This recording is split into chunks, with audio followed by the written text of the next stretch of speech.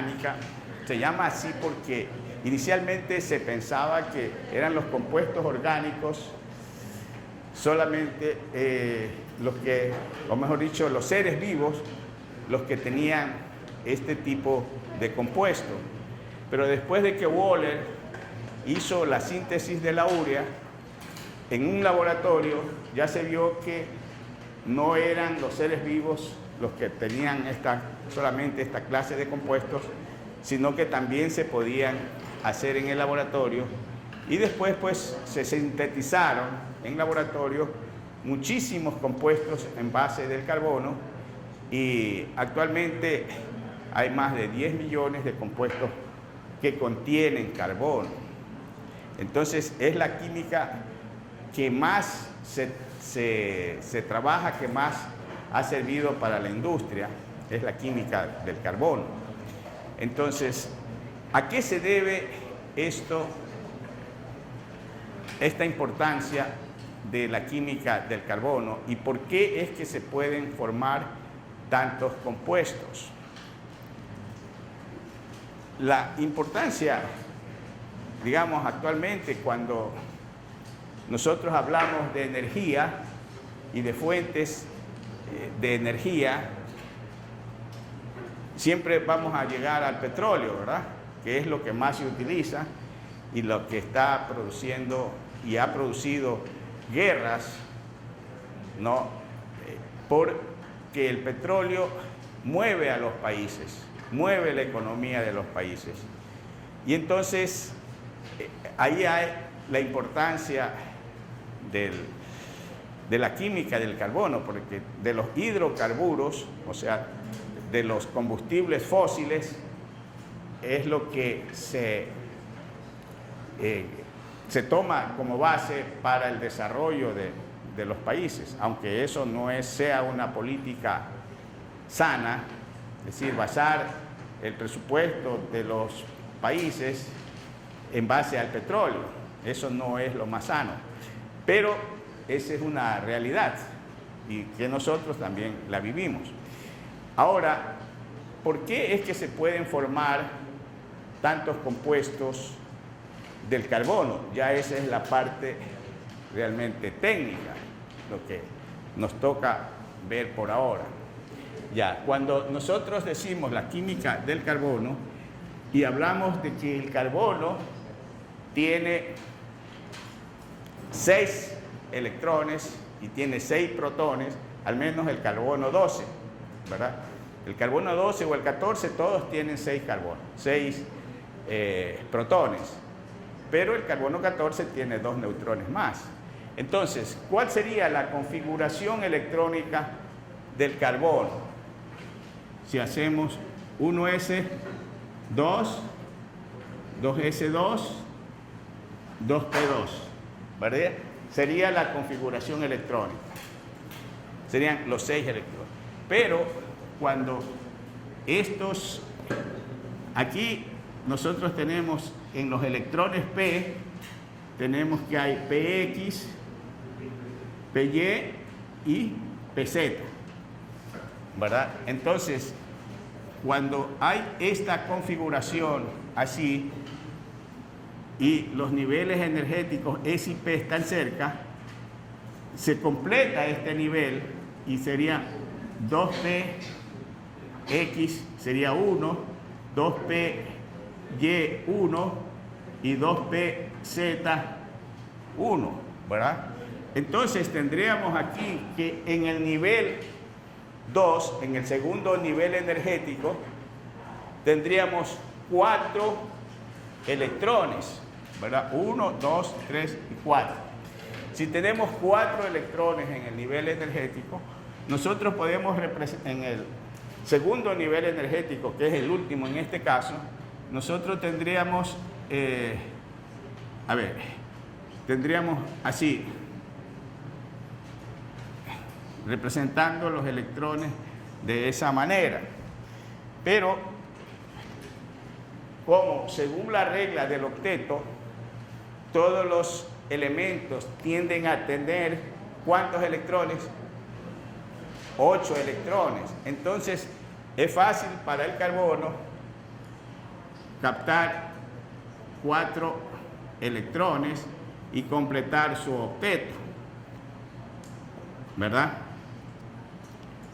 Entonces, esa configuración electrónica es lo que le permite al carbono tener posibilidad de formar enlaces con otros átomos de carbono, compartiendo los electrones, y formar cadenas que pueden ser lineales o pueden ser ramificadas, cadenas abiertas o cadenas cerradas.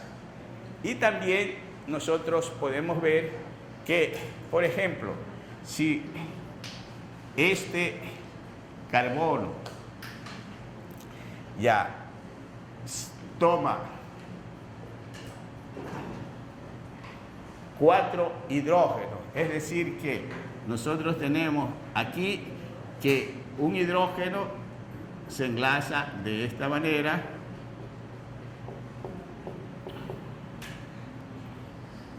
CH4, ¿verdad?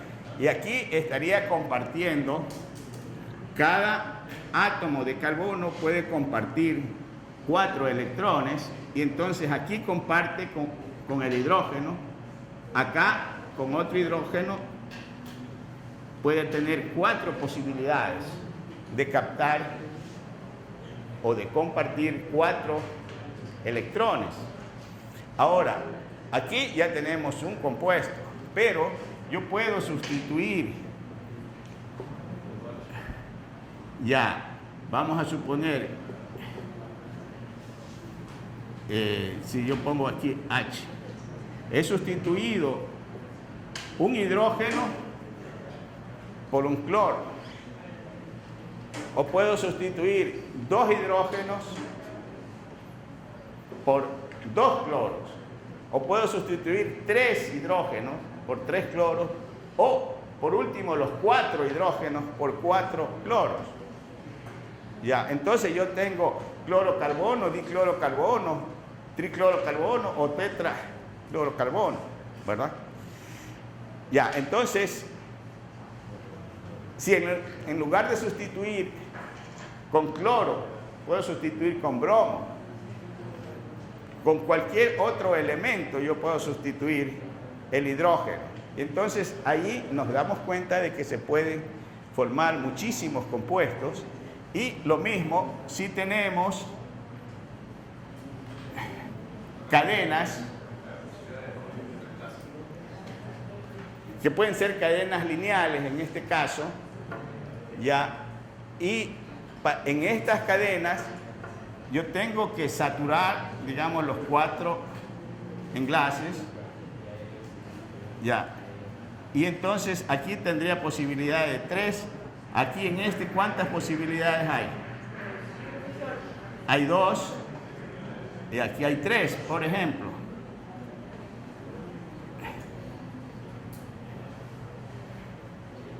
¿Sí ven? Entonces tenemos muchas posibilidades de formar compuestos. Entonces, nosotros tenemos aquí estas posibilidades de formar muchos compuestos. Cuando estamos formando cadenas con un solo enlace entre carbonos, son los hidrocarburos saturados. Cuando se forman cadenas con doble enlace, ya no son saturados.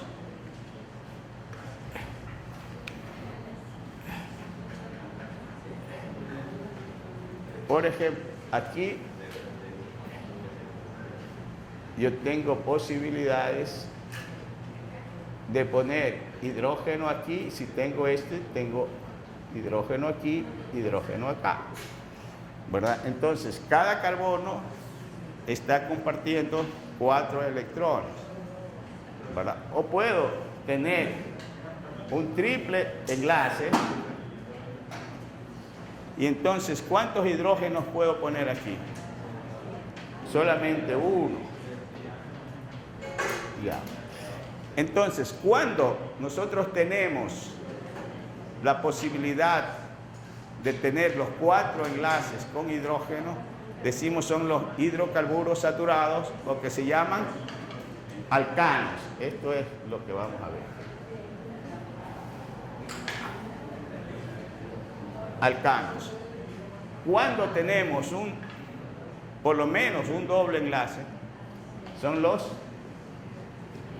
alquenos.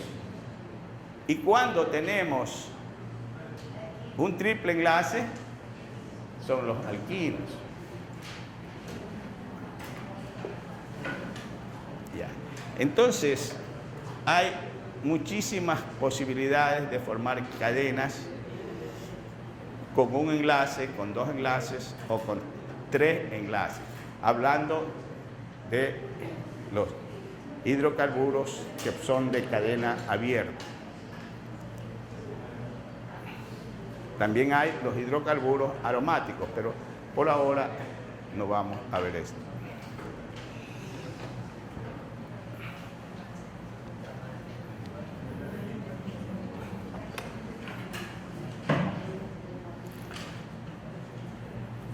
Ahora,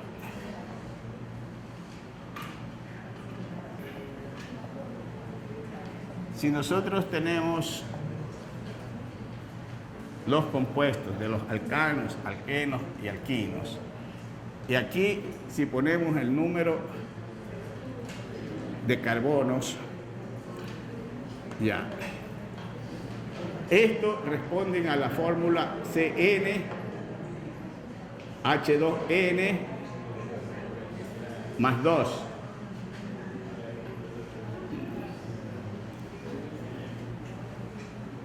Ya. ¿Qué quiere decir eso? Que si yo tengo un carbono, aquí sería Cn, sería 1, y H2n más 2, ¿cuánto sería? 4. Entonces, este sería el primer hidrocarburo de la serie de los alcanos, ¿verdad? Si yo tengo número de carbonos aquí 2, respondiendo a esta fórmula, ¿cuánto sería? C2H6. Ya, si tengo 3, C3H8. Si tengo 4, C4H10. Si tengo 5, C5H12. Y si tengo 6, 7, vamos a hacer hasta 8. Y ahí nos vamos a quedar porque vamos a ver lo de la gasolina, que es en este caso generalmente octano, ¿no? Entonces, aquí tenemos C6H14, C7H16 y C8H18. ¿Sí? Entonces, los nombres que se toman, ¿cuáles son? Metano, etano, propano, ya, octano. Los alquenos, ¿a qué fórmula responden? Cn, H2n, y aquí Cn, H2n, menos 2. Entonces, ya tienen allí un patrón y los nombres van a cambiar en su terminación. Ya, porque aquí, como tiene que haber doble enlace, entonces tenemos que comenzar con el segundo, con 2 carbonos. Si este es etano, este será eteno. Si este es propano, propeno, ya. Y así sucesivamente se cambia. Y acá, ¿cómo sería? Si ese es metano, no puede ser, porque se necesitan 2. Del etano, eteno, etino, ¿verdad? Propino, etc. Entonces, esa es la tabla que ustedes van a completar. Pueden ser hasta el 10 o el 12, ¿no? La tabla, para que repasen esta parte. Pero, ¿qué es lo que nos interesa ver en este curso que es para ingenieros? Y los ingenieros hemos dicho que trabajan siempre comprando o vendiendo energía. Todos hacemos eso. Todos compramos energía o vendemos energía. Y a ustedes como ingenieros les va a tocar hacer las dos cosas. ¿Sí? Van a comprar energía tal vez en su casa o para su casa y van a vender energía o comprar energía para el sitio donde vayan a trabajar, ¿verdad? Entonces, eso es lo que nos interesa. De lo que estos hidrocarburos saturados, de los alcanos, ya, lo que más usamos, y aquí actualmente en la civilización nadie se escapa de usar directa o indirectamente la gasolina.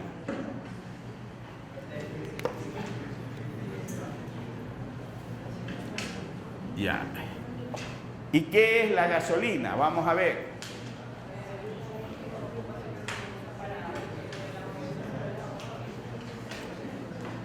Ya, es quizás un derivado del petróleo que más se usa, ¿verdad? La gasolina, porque sirve para mover los vehículos que tienen especialmente motores de 4 tiempos. Sí, ¿qué es un motor de 4 tiempos? Son los que usamos todos los días en los vehículos. ¿Sí? En un motor de 4 tiempos hay una fase de admisión que los motores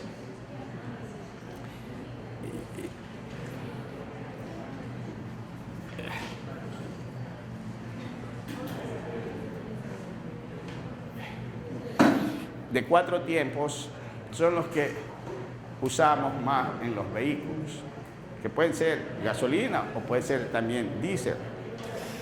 Ya. Hay una fase, ¿cómo es que funciona este motor de 4 tiempos? Ya, hay un émbolo.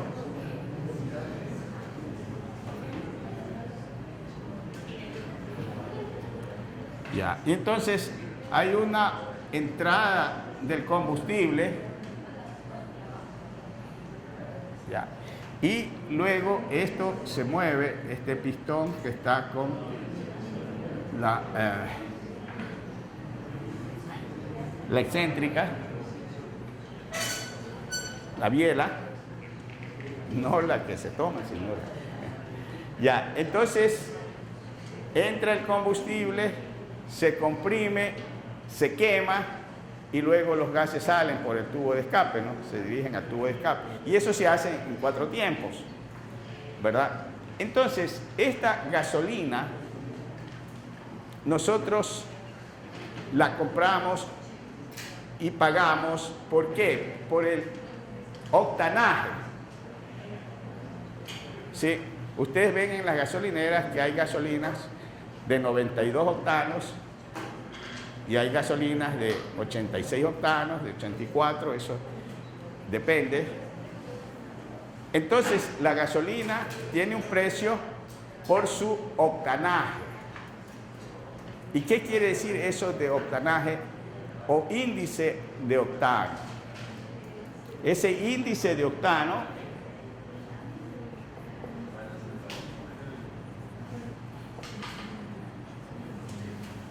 se mide por la cantidad de este hidrocarburo, del octano que tiene. Entonces, se da al octano o al isooctano, que es un tipo de octano, un índice de 100 y al heptano un índice de 0. Entonces, si nosotros tenemos una gasolina que es puro octano, el octanaje será de 100, ¿verdad? Pero si ya tiene un 10% de otro compuesto o de octano que no es, pues, no se combustiona de la misma manera que el octano, entonces el octanaje disminuye Y eso no es bueno. ¿Por qué no es bueno? Porque los otros hidrocarburos no se combustionan en la misma forma que se combustiona el octano. Entonces, si se hace en forma desordenada, a ver, este pistón que está aquí, cuando sube, no sube en forma ordenada, sino que golpea, ¿sí? Esto tiene que ir subiendo despacio hasta que se quema el combustible. Si no sube así, entonces hace este golpe. Y ustedes habrán notado en algunos carros, sobre todo cuando suben la loma aquí, que se oye que los motores suenan, ¿verdad? O sea, ese golpeteo, ya, que es el que daña los bocines y daña el motor finalmente, ya no es conveniente. Y por eso es bueno tener una gasolina que se queme ordenadamente para que no haya ese golpe. Una cosa es si sube el pistón así y otra cosa es si sube así, ¿verdad?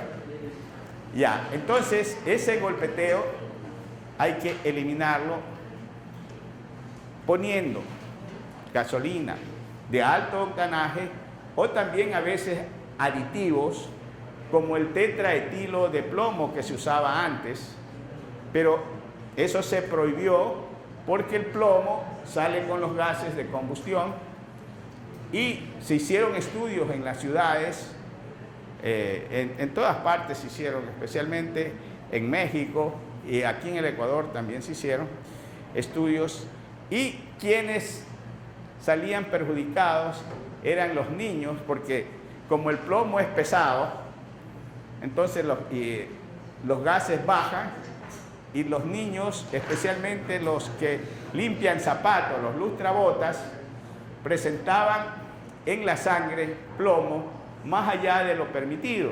Entonces se prohibió el uso de tetraetilo de plomo. ¿Ya? Y entonces aquí se comenzó a hacer la gasolina eco, ¿ya?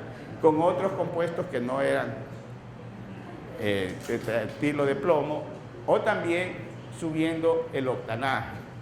Entonces esto es algo que es importante porque es de uso diario. Nosotros usamos diariamente los vehículos y estos a su vez usan gasolina. Ya, entonces este índice de octano es el que prácticamente decide cuánto va a costar la gasolina. Y cada uno pues tiene que decidir si prefiere que el motor de su carro, de su vehículo, se gaste con el tiempo o si lo protege usando gasolina de alto octanaje. Doctor, ¿y esos aditivos que han puesto en los octanajes son buenos? ¿Tenerlo en exceso? No son buenos, especialmente los que son tóxicos. Y ahora lo que se hace es en las refinerías donde se obtiene la gasolina, en las refinerías de petróleo, se rompen las cadenas. Si han oído ustedes la palabra cracking, es el rompimiento. Entonces hay columnas de cracking o craqueo en las refinerías que rompen las cadenas lineales y las ponen en forma ramificada, y en forma ramificada tienen una combustión más ordenada, de tal manera que se necesitan menos aditivos o no se necesitan aditivos, ¿no? Para que la combustión sea ordenada. Entonces, esto es lo que vamos a ver, tal vez en la próxima clase, algo de una refinería que, entre paréntesis, el Ecuador está construyendo una refinería, ¿dónde? En El Aromo, en Manabí. Y entonces eso es lo que quiero resaltar ahora, porque ver la química orgánica toda, no, pero lo que más necesitamos ahorita, de acuerdo a la situación del país, es conocer cuál va a ser la fuente de combustibles para el país. Y si es bueno tener 2 refinerías al norte y ninguna al sur, porque los hidrocarburos, inclusive los líquidos y los gases, si 2 refinerías están al norte, habrá que hacer gasoductos, ¿no?, o oleoductos para transportar ese petróleo. Y miren ustedes el problema que ya hay aquí con estos gasoductos que van a pasar por zonas donde están pobladas, ¿no?, donde hay viviendas que inclusive las quieren demoler. Y también nosotros tenemos aquí en la Politécnica, por el lado de acá, no sé si conocen, si han ido a operaciones unitarias, a laboratorio, por ahí pasa también un gasoducto. Entonces, eso es conveniente tener 2 refinerías al norte o convendría tener una refinería al centro o al sur, ¿ya? Esa es una tarea que ustedes van a hacer y que vamos a tratar en la próxima clase. ¿Por qué?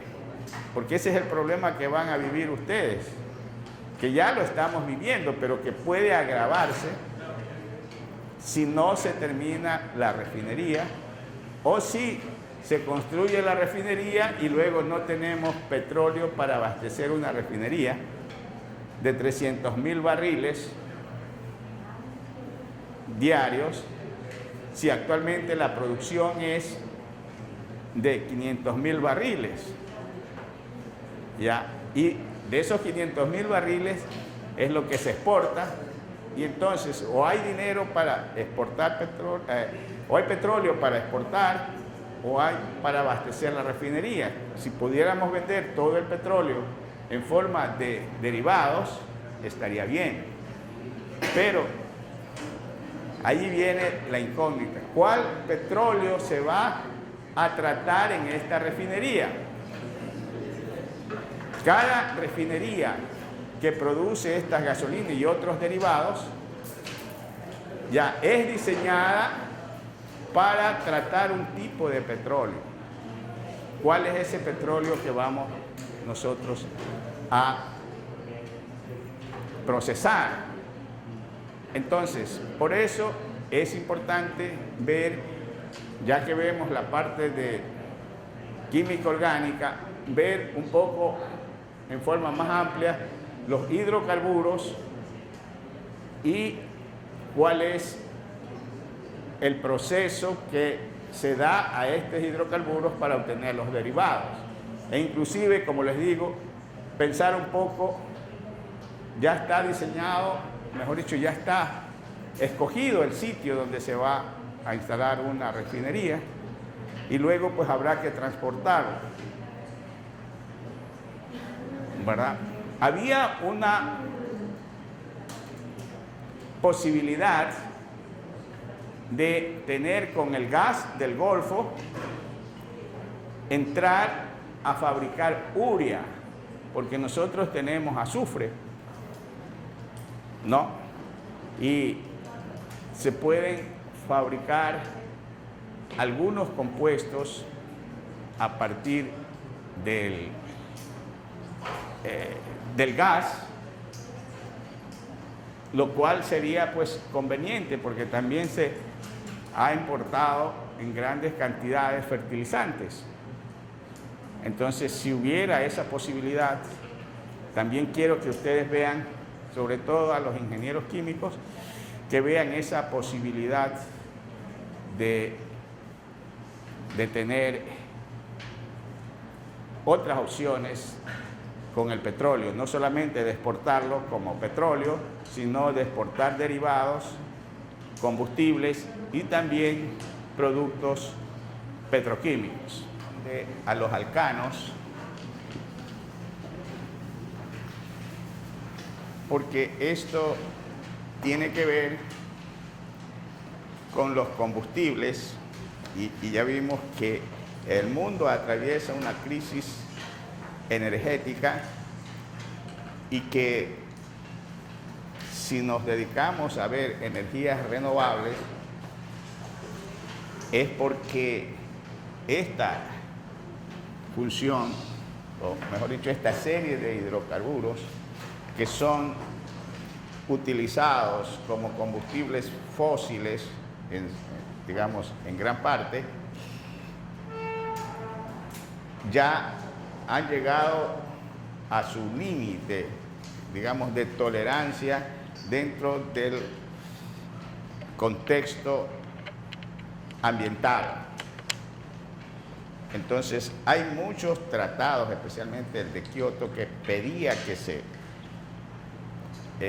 se reduzca esta cantidad de emisiones y no se ha conseguido todo lo que se había propuesto. Entonces, eso con relación a este tipo de hidrocarburos. Después vamos a ver muy brevemente las funciones orgánicas, ¿no? Es decir, alcohol, aldehído, ácido, pero muy brevemente. Y luego vamos a tratar el asunto de las refinerías, que está ligado con este tema de acá y que es un problema para el país que no se lo está, a mi manera de ver, tratando debidamente, ¿no? A nivel de país, a nivel de, yo diría también de profesionales, porque ha bajado el interés que antes había en las refinerías y estamos ya llegando a un punto crítico en este tema. Entonces, vamos a ver primero estas funciones orgánicas, como les digo, brevemente, ¿no? De los alcanos ya tratamos en la clase anterior y tenían como tarea, ¿no?, llenar una tabla donde estuvieran los compuestos los alcanos, los alquenos y los alquinos, ¿ya? Ahora vamos a ver la parte que corresponde a las funciones orgánicas, muy brevemente, como digo, sobre los alcoholes, los grupos funcionales. O sea, aquí lo podemos poner grupos funcionales.